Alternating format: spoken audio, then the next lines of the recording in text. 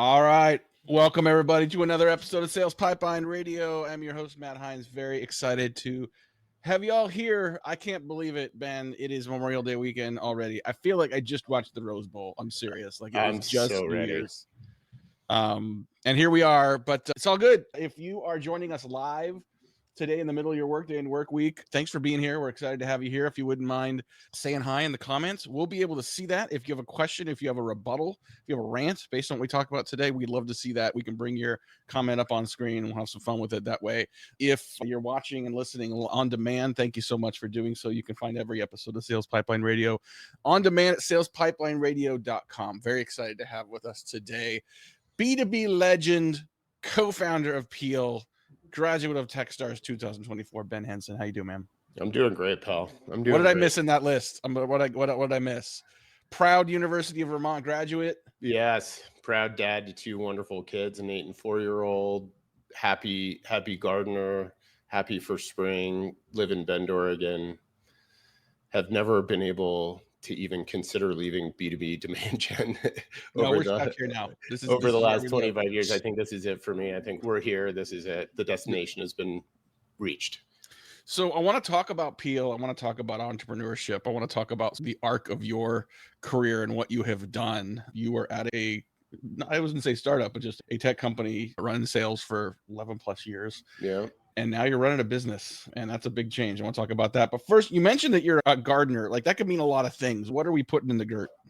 Well, my wife is a master gardener, so a lot of times I'm just the laborer, but we have a huge greenhouse. Bend, Oregon is a very wintry climate. It's a snow-centric town for, 5 or 6 months of the year. So we have multiple year-old tomatoes that are vines this thick. Mm-hmm. We grow kale, we grow all the different hot peppers. We do all sorts of stuff. And I'm actually a pretty big hunter as well. So we have this fantasy dream of hunting and harvesting the meat and growing the vegetables and our little hippie enclave in the middle of Bend.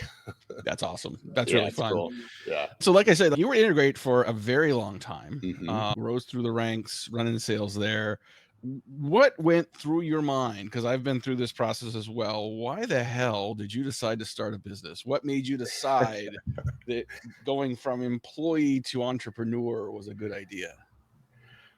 I have this affliction where I'm an eternal optimist, and I just can only really see things through rose-colored glasses in a lot of ways. And it was a couple different things, man. I mean, before 11 years at Integrate, I had worked nearly 8 years at TechTarget, went through their public offering and sort of went through that process and worked with Craig Rosenberg and Scott Albro at Tipo, then Focus, which is when we first met, which was 2008, 2009, something like that. And then, 11 and a half years at Integrate. And when I was exiting there, I was thinking about two different things. I was thinking about how can I create something for myself where I can be more in control of my own destiny. I went through private equity acquisition through Integrate. I went through an IPO at TechTarget. I went through a strategic acquisition at Focus. And in each of those different cases, I just felt out of control of my own destiny. Yep. And I couldn't actually be in charge of what happened and would I be able to profit in the good results that I had helped create.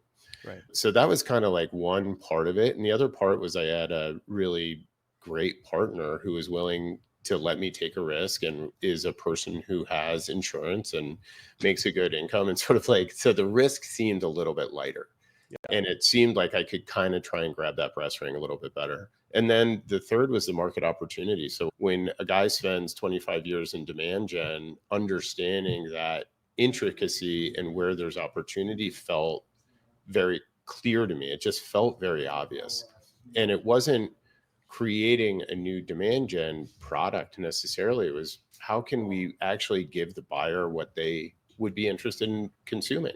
And how can we remove friction from a part of a process that has gotten so overwhelmed that it's in jeopardy of crashing the whole thing? The whole go-to-market motion is in jeopardy of being crashed because we've overdone all these different things. Yeah. And when my co-founders and I were iterating on later versions of Peel, it really became obvious to all of us that there's a way to do things differently, and there's a way to be helpful and useful and that just seemed too good to pass up. And then, you meet a couple like-minded guys that are animals, and away we go. That's awesome. Yeah. Your experience in go-to-market roles and in MarTech, I think, really made you uniquely positioned to sort of see the problem, right? And every good product, every good opportunity starts with like a problem not being solved. Can you talk a little bit about that? Sure, absolutely. Yeah, I mean, that to us was really the biggest thing. So, in each of those different roles I've had at each of those companies, I've always worked with marketers trying to solve marketing issues.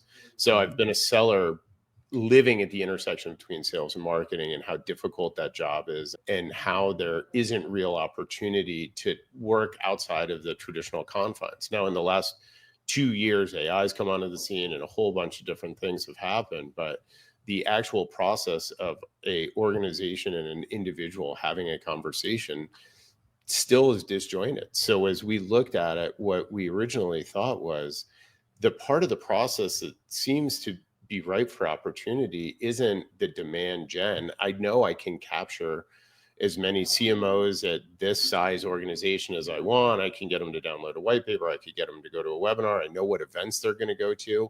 I can find the people, but how can I actually engage with them in a useful way? And how can I help them? And that's what the opportunity rang loud and clear to us. And the buyer has told us what she and he have wanted.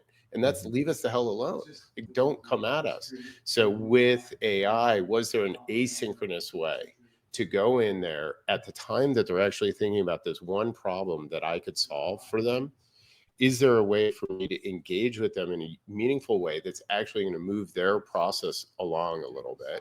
And then answer the question that's never been answered, which is, how do they actually feel about my thing after they've gotten a little taste of it? After they've read a white paper, did they think that was a thinly veiled sales conversation that they just had? Or did they think that that was actually useful? Right. We're talking today on Sales Pipeline Radio with Peel co-founder Ben Henson, animal welfare enthusiast. We'll get into that a little bit later as well. Yeah.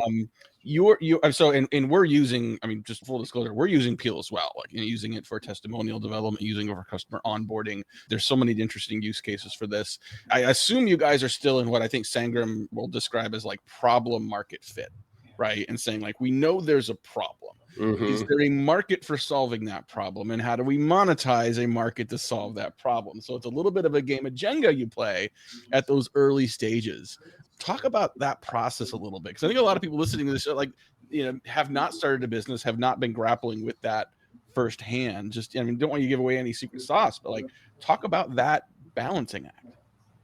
It's incredibly difficult. When I started at Integrate, we were a B2C company, and we very quickly were rolling into B2B and sort of had to create a market for that. And that was, lead orchestration or lead management, and the great Scott Vaughn and others sort of helped frame that conversation. So I do have some experience in trying to create a market, but the challenge that we face today is AI is a mandate with every CMO worldwide pushing down onto their organization, but that means nothing. That's saying like use technology, right? So it becomes a question of like, where is that efficacy? What's the priority for them right now, et cetera? So we have this friction in being an AI company when everyone's interested in AI, but also thinks that they understand and how to use AI in myriad ways.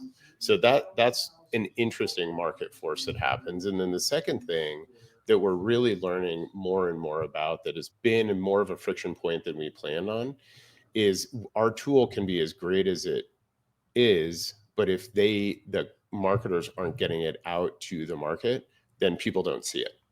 Yeah. So being able to have ownership and influence over things outside of our control has been probably the most interesting challenge in the whole process. Once we've actually onboarded a client, it's actually easier in the sales process, because when you're talking about it, it's a lot easier than saying, okay, now we need ownership of, we got to get nurture emails out. We got to hang off your page. So now you have your web people sort of getting involved, et cetera. So it's just a bit more of the complexity in addition to finding that product market fit.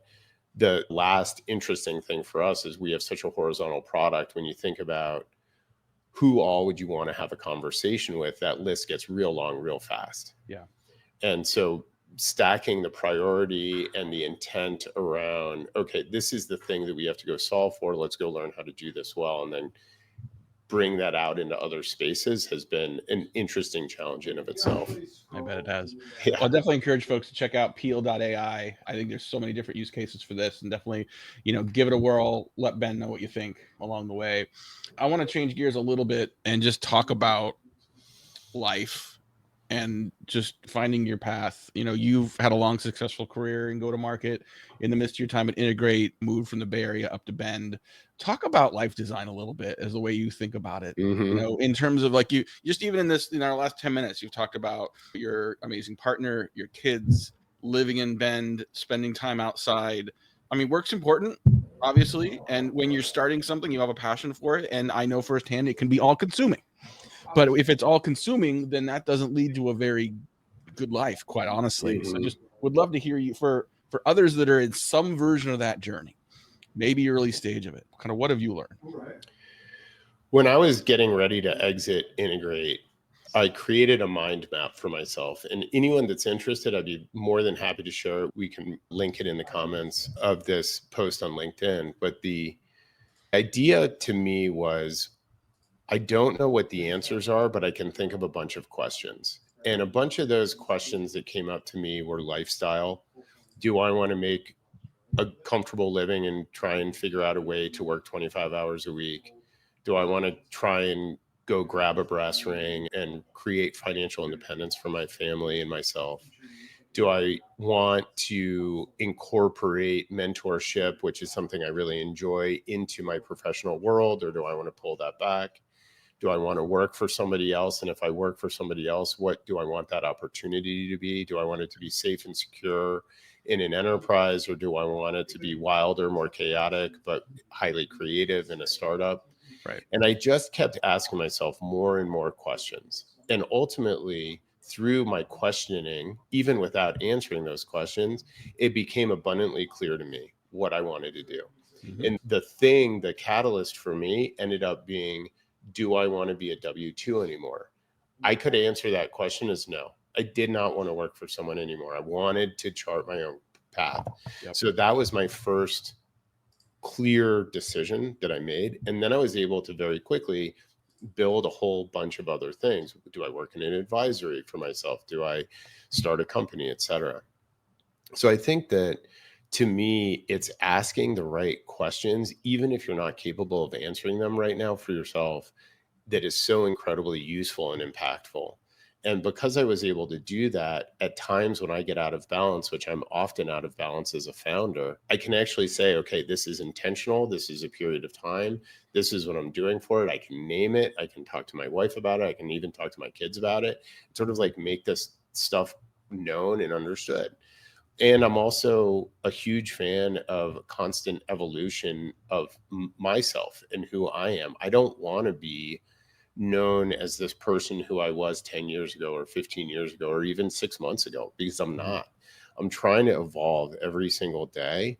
And a lot of that means, like, Monday I'm taking off and my family and I are going camping for 3 days up at a lake, and it's going to be awesome. And I'm probably going to take the week of July 4th off. And that was awesome. The first 10 months of this business until really probably February, I was working pretty close to 100 hours a week probably. And I got way the hell out of balance and I got really screwed up. And I was having actual like physical things happening, and my co-founders were having the same things. We realized and were able to adjust and recalibrate almost in real time to say, okay, nothing's going to get resolved if I don't send that 97th email today. It's okay. Like I can peel sort of a couple layers back here and see the goodness, see the forest for the trees. And I think just that actual perspective of looking around for a minute has been really, really good for me. And then the last thing would be, there's certain non-negotiables that became negotiable. Physical fitness for me was one where I had really prioritized that for a long period of time. I stopped doing it. I was getting depressed. I was getting more anxious. I was sort of just work. I refound those things, those cores for me that helped me throughout my day. And now I realize their value more than I think I did before. That's awesome. Thank you for sharing all that. I think that was great. I think it's definitely, to me, it's a journey. It's a journey that is forward progress, but not always in that direction. Sometimes there's up, sometimes there's up and down. Totally. Sometimes there's wobbling where you are. Sometimes there's a little backward. But I think a lot of this is, it's all written in pencil, man. I mean, where you want to spend your time, what you value, different seasons of your life, maybe different parts of that. But I liked your idea of just being intentional about what those things are, communicating that with the people you love, and being willing to adjust. And your concept of having questions that you don't have the answers to, I think it was Donald Rumsfeld talked about those as the known unknowns, right? Things you don't know, but things you don't know. And that's valuable, right? Because not only if you name those, you're more likely to see them and identify them later, or to know that, like, kind of put them in perspective and say, like, how many of those are really important and what else is really important in your life that you want to prioritize. So Totally. I appreciate it. Well, we're out of time for today. Definitely everybody check out peel.ai. Ben, where else can people learn more about you? Yeah, it's getpeel.ai. Right, thank you. Yeah, no problem. And yeah, we're on LinkedIn. We're all over LinkedIn. We haven't gotten back on the other socials. That's one of those balance things in action that we've chosen one social platform, and that's where we live. So we'd love to see any feedback anyone has. We just put a really, really incredible update on getpeel.ai, which is really leaning into the whole notion of vibe coding and vibe marketing, and you can build a conversation all by yourself. So any feedback, boy, we just love to hear it, and any other way that we can ever help, we're here for it. Thanks, Matt. Thank you so much for being here. Yeah, cheers. Thanks everyone for listening and watching. We'll see you next week, another episode. Sales Pipeline Radio. Happy Memorial Day. Thanks. Have a good weekend, everybody. See ya.